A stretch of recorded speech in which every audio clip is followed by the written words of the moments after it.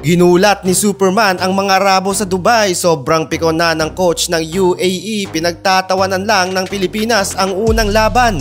Unang laban mga idol ng Strong Group PH dito sa 33rd Dubai International Basketball Championship kontra mga idol sa kupunan ng UAE National Team. Gandang laban ito mga idol at tinayo pa nga ng ating ibang mga kababayang Pinoy. Second quarter halos dikit lang mga idol ang talaan sa scoring. Mackenzie mga idol ang bumubuhat so far sa SGA. Nakukuha na mga idol ng ating mga pambatong momentum sa game, up by 9 points na. So برافو مامادو، يا سلام يا اولاد، يا سلام يا اولاد، هذه صعبه، سجل 9-9 الحاله التعادليه، المتابعه، يا سلام، جميله جدا عبر دوايت هاورد، برافو يا دوايت، يا سلام يا هاورد، يا هنا في دوله الامارات، في نوفمبر ايضا لبنان والامارات والبحرين، كلهم يحبون كره السله، عشاق كره السله، برافو والله، برافو. التجربه الاخيره هي And the first half lamang ang Pilipinas 8 points lead sa game, 48-40.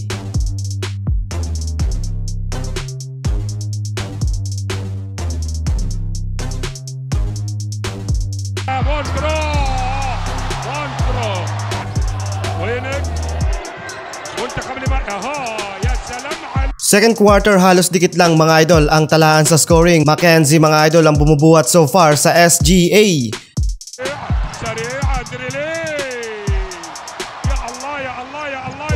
بطريقة أجل جاستن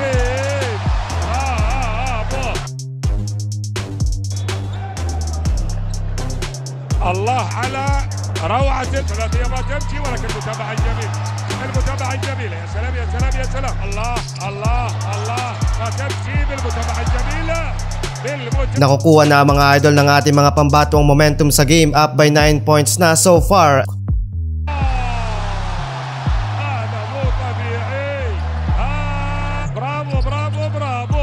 وقلنا عنه لأنه لمين تحت السلام. هذه لقطة تسوى نقطتين. يا لعيب يا لعيب يا لعيب. And the first half lamang ang Pilipinas 8 points lead sa game. Third quarter tayo mga idol, almost 2 minutes simula nang mag-open ang frame, hindi nagalaw ng parehong kupunan ang baso. Under 7 minutes na ng quarter nang pinasukan ni Kiambao ng puntos ang scoreboard.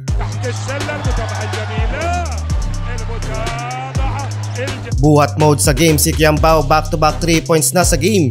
Paldo na ang team ng Pilipinas, pinagtatawanan na lang ni Mackenzie ang national team ng UAE. End of third quarter, 64-49 in favor sa Pilipinas. Fourth quarter tayo mga idol, halos mapiko na ang coach ng Dubai, hindi daw kasi nakikinig ang kanyang mga bata sa paliwanag.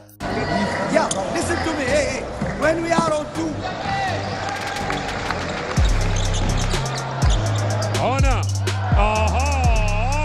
سجلت بطريقة جميلة. Tambak malala mga idol ang UAE, 82-86. Nakuha mga idol ng Pilipinas ang panalo.